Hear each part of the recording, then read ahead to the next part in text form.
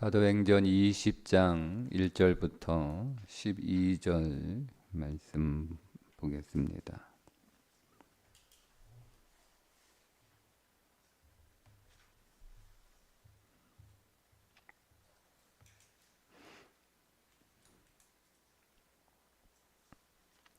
함께 읽습니다. 소요가 그침에 바울은 제자들을 불러 권한 후에 작별하고 떠나 마게도냐로 가니라.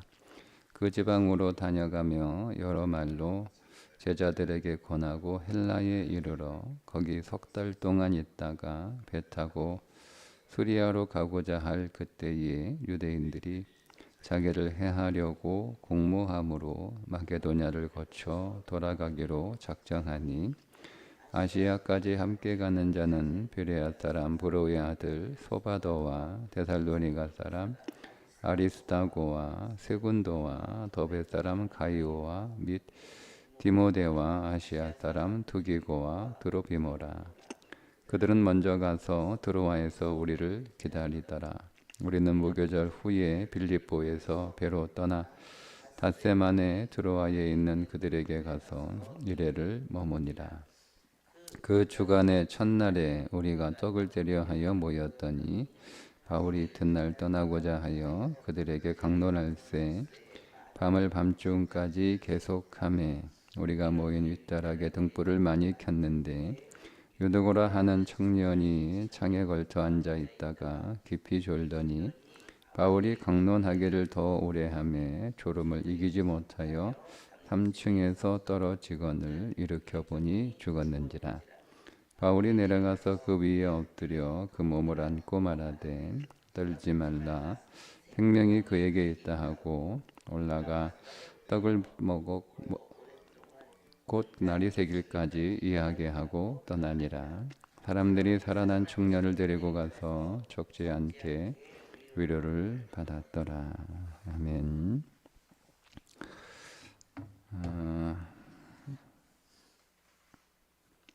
에베소에서 은장색 세공업자들의 소요로 인하여 바울은 제자들과 작별하고 마게도냐로 떠나게 됩니다. 마게도냐 지방을 쭉 이렇게 돌아다니다가 헬라에 이르게 되는데 여기서 헬라는 고린도의 아가야를 뜻합니다. 고린도의 아가야에서 석 달 동안 머무르게 되는데 석 달 동안 머물면서 사도 바울이 고린도 후서와 로마서를 쓰게 됩니다. 그러니까 고린도의 교회에 두 번째 편지를 보내고 로마에 보내는 편지를 써서 보내게 되죠. 그리고 나서 원래 계획은 배를 타고 수리아를 통해 예루살렘으로 돌아갈 계획이었으나 유대인들이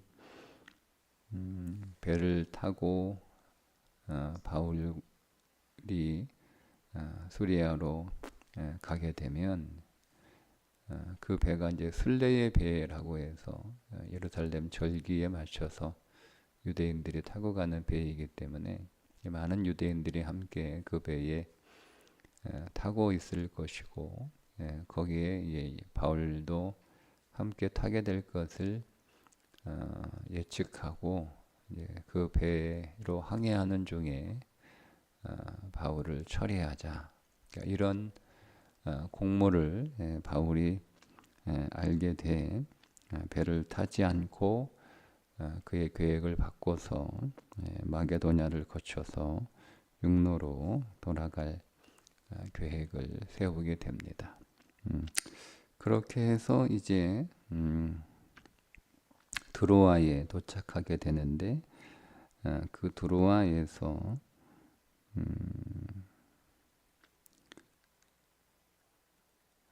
7일 정도 그 강론을 하게 되는데 바울이 드로아에는 복음을 전한 적이 없거든요. 근데 아마 에베소에서 일어났던 부흥의 소식이 드로아에까지 전파돼서 교회가 생겨난 듯합니다. 그래서 어쨌든 바울이 복음을 전하진 않았지만 복음을 듣고 새로운 그리스도 공동체가 탄생한 드로아에서 장기간의 피곤한 여행에도 불구하고 밤늦게까지 하나님의 말씀을 강론하는데, 그때 3층에서 그 말씀을 듣던 유두고가 졸다가 떨어져 사망하는 사건이 일어나게 되죠. 그런데 베드로가 그 떨어져 죽은 유두고의 몸 위에 엎드려 그 몸을 안고 일어선 후에 그의 생명이 살아있다, 이렇게 말하는 내용입니다. 우리가 이 말씀을 단지 하나의 사건으로 봐서 말씀을 듣다가 졸고 있던 유두고, 그렇게 졸다가 떨어져 죽은 유두고, 그 유두고를 살린 바울, 뭐 이렇게 우리가 볼 수도 있는데, 성경은 창세기부터 요한계시록까지 신앙의 성장이라고 하는 관점에서 보면 우리의 신앙은 창세기에서, 그러니까 새로운 창조죠. 아니면 우리의 탄생이기도 하고요.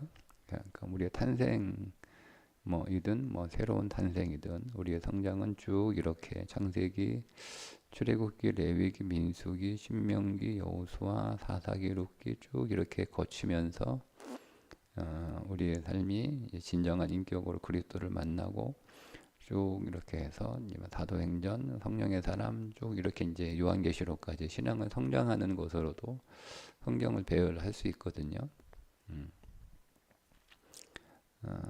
그리고 우리가 단순히 또 사도행전 한 장 안에서만 보더라도 성경 전체에서도 오늘 우리의 신앙의 성장의 과정을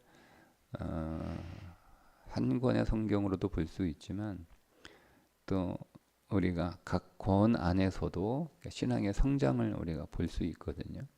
사도행전에서도 신앙의 성장을 우리가 쭉 이렇게 볼 수가 있는데, 오늘 유두고의 사건을 그런 관점에서 보면 우리가 진리 안에서 그리스도와 함께 죽고 그리스도와 함께 살아나는 십자가와 부활의 역사가 일어났습니다. 그러니까 진리 안에서 일어난 거예요. 그러니까 그걸 내가 경험하지는 않죠. 우리가 예수 그리스도를 믿음으로 영접했을 때 우리 안에 우리의 영적인 차원에서 그런 일이 일어나는 거예요. 그러니까 우리는 우리가 보고 있는 이 육신의 차원에서 일어나는 일들과 보이지 않는 영적인 차원에서 일어나는 일들을 우리가 두 개를 다 생각하고 있어야 되는데, 그러니까 우리의 삶은 성경은 보이는 것들로 말미암지 않는다, 보이지 않는 것들로 말미암는다라고 이렇게 말씀하신 것처럼 우리가 보이는 이 육신의 세계 말고 우리가 보이지 않는 영적인 세계, 영적인 차원에서 진리의 사건들이 일어나고 있다는 것을 우리가 볼 수 있어야 되거든요. 그러니까 내가 예수 그리스도를 영접했을 때 주님과 함께 죽고 주님과 함께 다시 사는 그 일이 내 육신의 세계에서는 보이지 않잖아요. 근데 그건 이제 영적인 차원에서 일어난 일이에요. 그러니까 우리가 그것을 진리로 믿음으로 받아들이는 거죠. 내가 예수 그리스도를 영접함으로 말미암아 내 육신의 차원에서는 내가 주님과 함께 죽고, 그래서 내 모든 것들이 다 끝났을 뿐만 아니라 그거는 끝나는 수준이 아니라 종결되는 수준이고 완성되는 수준이고, 그리고 내가 주님과 함께 부활함으로 이제는 새 사람이 되어 이제 하나님의 자녀로 살아가는 삶이 되었다라고 받아들이는 거예요. 믿음 안에서. 그런데 신임 믿음이 우리가 좀 더 성장을 하게 되면 영적인 차원에서 일어났던 내가 주님과 함께 십자가에서 죽고 다시 사는 그 일이 우리의 보이는 세계 안에서 경험돼야 됩니다. 경험돼야 됩니다. 믿음으로 영적인 차원에서 일어난 일들을 내가 믿음으로 진리 안에서 그것을 믿는 그 믿음이 있고 거기서 더 성장하게 되면 그것을 실제로 오늘 우리가 보이는 이 육신의 세계에서 경험하는 일이 일어나야 되는 거예요. 그래서 이것이 로마서 1장 17절인가요? 27절인가요? 믿음으로 믿음에 이른다라고 하는 말씀의 의미이기도 해요. 이 믿음으로 믿음에 이른다라고 하는 말씀은 굉장히 광대한 말씀이에요. 광대한 말씀. 그 가운데 한 부분이 지금 제가 설명해 드린 믿음으로, 즉 보이는 이 육신의 세계에서는 나타나지 않지만 보이지 않는 영적인 세계에서 나는 이미 주님과 함께 죽었고 나의 옛사람은 죽었고 나는 이제 그리스도 안에서 부활하여 새 사람이 되었다라고 하는 것을 믿는 거죠. 그 믿음으로 우리가 살아갈 때 보이는 오늘 우리의 육신의 세계에서 믿음에 이르는, 그것이 실제로 내 인생 안에서 경험되고 일어나는 일을 우리가 보게 된다. 그 믿음에 이르게 된다라고 하는 원리를 가지고 이 말씀을 보면 단순히 우리는 삭개오가 말씀을 듣다가 뭐 졸았다, 그렇게 졸다가 뭐 떨어져 죽었다, 그런데 하나님의 은혜로 다시 유두고가 살아났다, 뭐 이런 차원의 문제가 아니고요. 제가 지금 방금 이 드로아에 오기 전에 바울이 그 고린도의 아가야에서 무엇을 썼다고 그랬죠? 고린도 후서와 로마서를 썼다고 말씀을 드렸어요. 그 로마서가 어떤 내용이에요? 로마서가 그 로마서가 내가 죽고 내 안에 그리스도가 사는 삶이잖아요. 그러니까 우리가 왜 죽어야 되는가? 그것이 로마서 전반부의 이야기고 그것이 우리가 어떻게 처리가 되었는가라고 하는 것이 로마서 중반부의 이야기고 7장까지 이야기고, 그렇게 그리스도 안에서 죽은 사람은 육신으로 살지 않고 영으로 산다 하고 하는 것이 8장 이후에 성령의 이야기이고, 그렇게 그래 성령으로 산 자가 어떤 삶을 추구해야 되는가가 아니라 로마서의 이야기잖아요. 그리고 그걸 쓰고 나서 이제 드로아에서 그 사건이 경험되는 것은 아닌가, 뭐 저는 이렇게 이 성경을 읽는 독자의 관점에서 그렇게 이해를 하는 거죠. 뭐 어쨌든 중요한 건 저는 이 드로아의 유두고가 말씀을 듣다가 말씀을 듣다가 졸음이 오고 깜빡 잠들어서 떨어진 거잖아요. 요 사건 사이에 뭐가 있냐면 떡을 떼는 사건이 앞뒤로 있어요. 보세요. 자, 7절에 그 주간의 첫날에 우리가 떡을 떼려 하여 모였더니, 성경에 떡을 떼는 건 밥 먹는 게 아니에요. 성찬식을 얘기하고 있는 거예요. 지금의 같은 이런 성찬식의 그런 의식적인 것은 아직 만들어지지 않았지만, 뭐 여기서 여러분 떡을 떼는 거 먹는 걸 왜 성경에 써요? 그리스도의 살과 그리스도의 피를 상징하는 떡과 포도주를 마시면서 우리 안에 그리스도가 내가 그리스도와 함께 죽고 그리스도와 함께 사는 그런 삶을 거기서 이제 떡을 떼면서 보여주고 이제 그 말씀을 강조를 하는 거죠. 그러면 지금 바울이 했던 말씀이 뭘까? 십자가와 부활의 말씀을 전했던 것으로 좀 보여집니다. 그리고 그 사이에 유두고가 말씀을 듣는 보세요.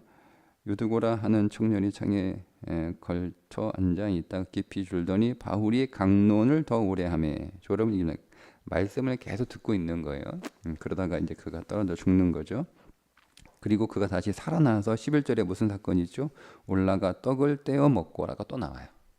그러니까 이 사건 바로 앞뒤에 떡을 떼는 성찬식의 사건이 있단 말이에요. 그리고 그 사건 안에 유두고가 말씀을 듣다가 떨어져 죽었다가 다시 살아난 사건이 있는 것이고, 자, 지금 10절에 바울이 유두고를 어떻게 살리냐면 그 위에 엎드렸다가 다시 일어서죠. 그죠? 누구 위에 엎드리다. 여러분, 이건 성경에서 아주 특수한 상황에서만 쓰이는 표현입니다. 언제 쓰였죠? 구약에 엘리야가 사르밧 과부의 죽어 있는 아들을 살리기 위해 이 동작을 했어요. 또 한 번 했죠. 엘리사가 수넴 여인의 죽은 아들을 살리기 위해 똑같이 엎드렸다가 일어섰어요. 그때만 사용되는 표현이에요. 다 부하, 다 십자가에서 다 상징이에요. 성경은 되게 모형이라고 말씀드렸잖아요. 그러니까 이런 일이 진짜 일어난다. 엘리야를 통해서 그 다음에 엘리야와 엘리사는 예수 그리스도의 모형으로 등장하는 선지자들이에요. 전형적인 예수 그리스도 하신 일들을 엘리야가 했고 엘리사가 하거든요. 그 엘리야와 엘리야가 있어 그리스도를 모형으로 하는 자가 죽은 자의 위에 엎드린 것은 하나가 되는 거잖아요. 한 몸이 되는 거예요. 한 몸이 되는 거예요. 예, 그러니까 산자와 죽은 자가 하나가 돼서 죽은 자를 살리는 거잖아요. 그것이 이제 엘리야의 사건이고 엘리사의 사건이고 바울의 유두고의 사건이에요. 똑같은 일이 벌어지는 거예요. 예. 그러니까 이 표현으로 유두고의 사건을 쭉 이렇게 그 맥락에서 이해를 하면 바울의 이 사건도 산자가 죽은 자와 위에 엎드려 즉 산자가 죽은 자와 하나가 되어 죽은 자가 다시 살아나는 것을 보여주는 거예요. 사람들에게. 바울의 의도는 그게 아니지만 하나님이 그렇게 역사를 하시는 거예요. 들어와 있는 한 집에서 하나님이 그렇게 역사를 하는 거예요. 뭐 성찬식의 의미가 무엇인지 바울이 말씀으로 강론을 합니다. 그죠? 설명을 들을 거 아니에요. 우리가 지금 먹은 떡과 포도주는 우리가 매일 먹던 음식이 아니고 주님이 마지막 6월절 그 6월절을 종결하시는 그 마지막 밤에 헬과 함께 나누었던 것으로 주님은 오늘 우리들에게 이것은 나의 몸이요 나의 피요 내 살이요 내 피니 이것을 먹고 마시라 그렇게 하시면서 그 의미를 쭉 설명을 하는 거예요. 그게 말씀을 강론하는 거죠. 쭉 설명을 하는 거예요. 근데 이게 잘 머리는 이해는 되는데 잘 이해가 안 될 거 아니에요. 사실 그 사건이 하나 일어나는 거예요. 산자가 죽은 자 위에 엎드려 죽은 자가 살아나는 사건을 보여주는 거예요. 사람들에게. 기적을 보여주는 그런 사건이 아니에요. 목적이 아니란 말이에요. 그러니까 이거라는 거죠. 봐. 지금 죽은 자가 말씀 안에서 죽은 자가 산자가 그와 하나가 되어 산자와 죽은 자가 하나가 되어 죽은 자가 다시 살아나는 그 일이 지금 너희가 본 이 일이 지금 내가 너희들에게 전했던 그 말씀이고 그게 십자가고 그게 부활이야 라고 설명해 주는 거예요. 다시 떡을 떼고 먹으면서. 그러니까 오늘 우리의 신앙은 뭐냐면 진리 안에서 우리가 영적 차원 안에서 영원 안에서 그리스도와 함께 죽고 함께 살았어요. 그걸 오늘 우리가 보이지 않지만 체험하지 않았지만 그 일은 이미 진리 안에서 일어난 일이에요. 언제? 2000년 전에 일어난 일이고 그걸 내가 지금 여기서 믿음으로 취하는 거죠. 그 영적 차원에서 일어난 일들을. 근데 우리가 그것으로만 하면 신앙생활 잘 못해요. 우리가 우리의 삶 안에서 실제로 이것이 경험돼야 되는 거예요. 내가 진리 안에서 죽고 다시 그 진리 안에서 살아나는 진리 안에서 내 옛사람이 죽고 그 진리 안에서 내가 새 사람으로 태어나는 그래서 새 영으로 새 마음으로 새 성품으로 새 능력으로 살아가는 그 삶이 우리 안에서 나타나야 그게 신앙이 성장했다라고 말하는 거죠. 여러분 우리가 다 믿지 않습니까? 십자가에서 내가 주님과 함께 죽었다는 거 내가 다 믿고 있고 다 알고 있고 우리는 그 주님과 함께 주님이 부활하심을 통하여 내가 다시 살아났고 그래서 새로운 피조물이 되었다라고 하는 것은 다 알아요. 그리고 우리가 그걸 믿어요. 부정하지 않아요. 그거 새빨간 거짓말이야. 이렇게 하는 사람들이 교회 오는 사람들은 아니잖아요. 그거 다 믿어요. 다 인정합니다.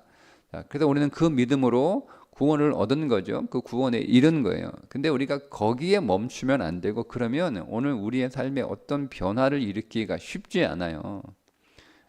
우리는 실제로 그러면 내가 이제는 영혼 안에서 일어나는 그 일들이 이제는 내가 내 삶 안에서 내 삶 안에서 특별히 말씀 안에서 여러분 우리가 꼭 어떤 사건을 겪어서 어떤 사건이 내 안에 일어나서 우리는 대부분 이제 어리석은 자들이기 때문에 말씀의 순종을 통하여 내가 죽고 그 말씀의 순종이 내가 죽는 거잖아요.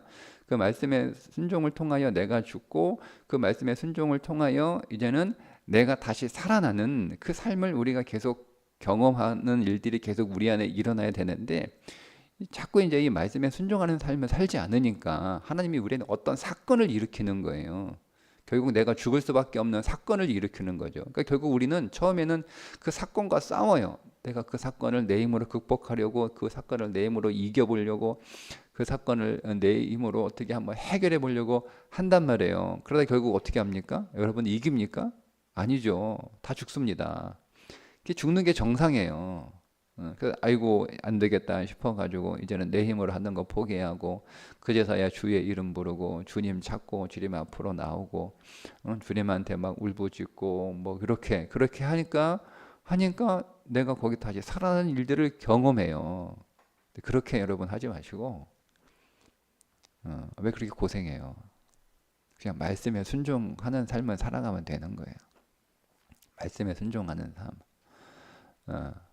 그 말씀에 순종하는 삶을 살면 아주 심플해지고 간단해지고 그리고 그 말씀이 생명이고 그 말씀이 능력이고 그 말씀이 복인 것을 우리가 날마다 경험하는 그 십자가와 부활의 삶을 날마다 누리면서 우리가 살아갈 수 있는데 그게 잘 안 되는 거예요. 안 되는 거예요. 안 되는 거예요. 그러니까 여러분 우리가 말씀에 대해서 충분히 깊이 있게 묵상하고 또 말씀을 배우고 그 말씀을 거기에서 진리를 깨닫고 거기서 예수 그리스도를 발견하고 복음을 거기서 우리가 건져 올리는 그 말씀을 훈련하는 작업들이 필요하고 그것으로 끝나면 안 되고 이제 그 말씀이 내 삶 속에서 적용되는 지금 에베소에서 말씀을 계속 이렇게 강론하고 뭐 불안한 서원을 만들어서 하는 그 일들이 이후에 이제 지식으로 배웠으면 이제 드로마에서 그 말씀을 적용하여 실제로 내가 죽고 내가 사는 그 일들이 우리 인생 안에 일어난다는 것으로도 우리가 이 말씀을 이해할 수 있죠. 그냥 내가 말씀을 두란노에서 열심히 배웠어요. 열심히 훈련을 잘 받았어요.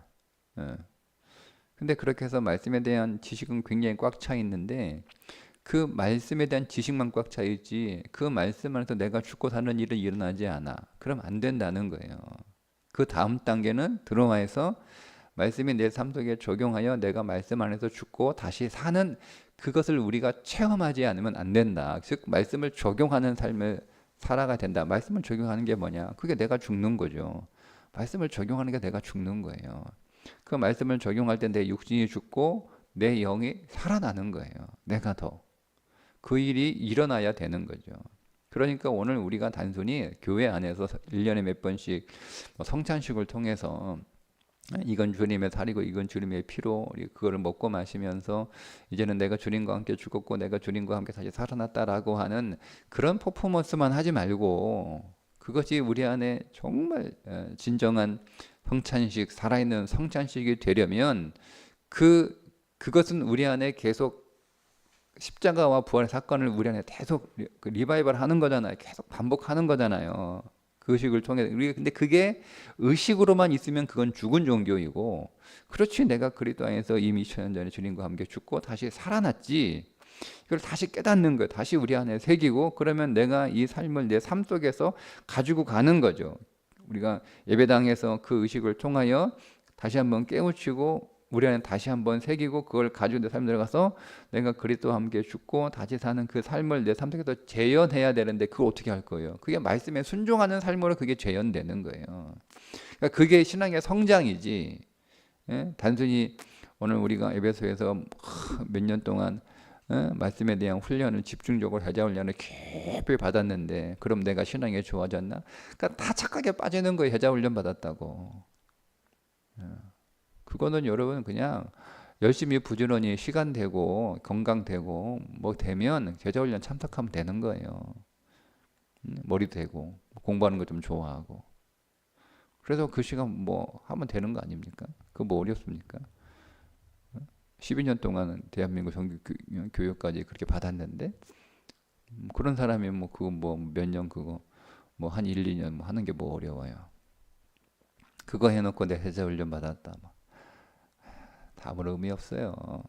진짜로 내가 십자가에서 죽고 살아가는 사는, 즉 말씀 안에서 내가 죽고 사는 그 이 유두고의 사건이 없으면 아무런 의미 없어요. 여러분 우리가 성찬식 아무리 여러분 정말 이렇게 막 진지하게 막 성찬식 진짜 멋있게 하면 뭐 합니까? 실제로 내가 내 삶 안에서 내가 죽고 내가 다시 그 일이 일어나야 그게 살아있는 성찬식이고 진정한 성찬식이지. 그것만 하고 끝나는 거야. 그것만 끝나고. 그러니까 여러분 우리 성찬식이 없는 거예요. 이 감동이. 이어지는 삶이 없으니까 성찬식이 계속 그냥 하나의 행사인 거죠. 하나의 이벤트가 되는 거죠. 이벤트가 되는 거죠. 예? 그러니까 막 포도주 신경 쓰고 떡 신경 쓰고 그것만 하는 거지. 예. 근데 그게 정말 그 안에서 그걸 통하여 아 그렇지 내가 그리스도와 함께 죽고 그리스도와 함께 다시 살아났지. 이제 내가 옛사람은 끝나고 이제는 그래도 내가 새 사람이지. 이제 내가 내 힘으로 살지 않고 그리스도의 힘으로 살아가는 사람이지. 내 마음이 아니라 새 마음은 그리스도의 마음으로 살아가는 사람이지. 내가 내 영이 아니라 내가는 살아있는 그리스도의 영으로 살아가는 사람이지. 내 방식대로 살아가는 것이 아니라 그리스도의 방식대로 그리스도가 길이니까 그 길을 갖는 것이 이제는 내게 주어진 새로운 삶이지. 내가 내 안에 내가 없고 그리스도가 계시는 거지. 더 이상 내가 살지 않고 내 안에 계신 그리스도가 나를 위하여 사는 삶이지. 이거를 우리가 성찬식을 통해서 계속 다시 깨닫고 깨우치는 거고 다시 새기고 다시 기억하고 다시 떠올리는 거잖아요. 그러면 그렇게 했으면 이제는 내가 우리의 삶의 성찬식으로 나아가야 되는 거잖아요. 그 예배당 안에 성찬식이 끝나는 게 아니고 삶의 성찬식으로 나가서 내 삶 속에서 나는 없고 그리스도로 사는 그 삶을 우리가 살아갈 때 정말로 내 삶이 살아나는 일들을 내가 경험하게 되는 거죠. 예.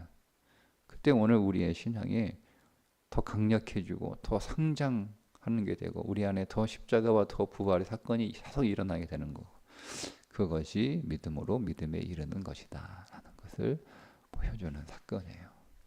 예. 그러니까 오늘 이 말씀은 정리를 하면 신앙 글로 배우지 말라는 거예요. 신앙 글로 배우지 마라. 글로 아무리 힘들고 어려운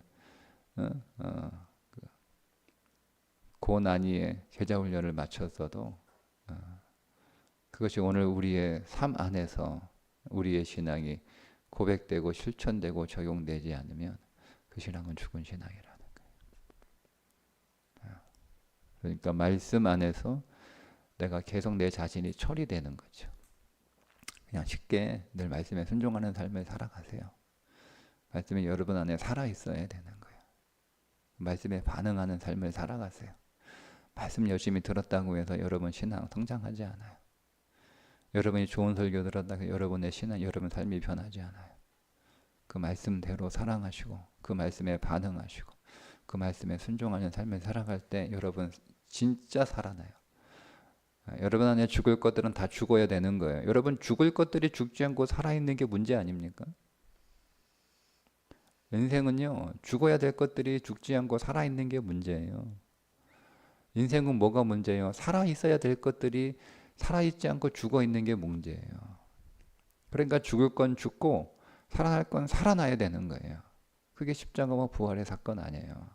그게 오늘 뭐예요? 우리가 말씀 안에서 그 일을 경험하고 그 삶을 살아가는 거죠. 말씀 안에서 내 인생에 죽을 것들은 죽는 거죠. 말씀 안에서 내 안에 모든 죄악들이 죽고 내 안에 모든 죄악된 감정들이 죽고 내 안에 모든 육신들의 감정들이 죽고 다 죽는 거예요. 말씀 안에서. 그게 말씀의 순종이에요. 그 말씀에서 내가 살아나야 될 것들이 다 살아나는 거죠. 말씀 안에서 내가 성령의 열매들이 계속 살아나고 다 사랑의 명령들이 다 살아나고 다 살아나는 거죠. 그게 내 삶이 살아나는 거예요. 그 삶을 살아라. 유두고의 사건이다 라고 저는 묵상했습니다. 여러분 어떻게 적용하시든 뭐 그건 여러분의 몫이니까 어쨌든 오늘 우리 자신이 유두고가 되어 진리 안에서 그리스도 안에서 다시 살아나 새로운 유두고로 우리 주어진 인생을 위대하게 살아갈 수 있는 그런 귀한 믿음의 삶이 되시기를 주님의 이름으로 축복합니다. 기도하겠습니다. 하나님 아버지, 오늘 우리가 유두고가 되어 주의 말씀 안에서 내가 죽고 주의 말씀 안에서 또 그리스도와 함께 새로운 사람으로 다시 살아나는 이 일들이 우리 안에서 말씀으로 계속 일어나 오늘 우리의 모든 삶에 죽어야 할 것들은 마땅히 죽고 살아야 할 것들은 마땅히 살아있는 삶이 되게 해 주옵소서. 예수님의 이름으로 기도합니다. 아멘.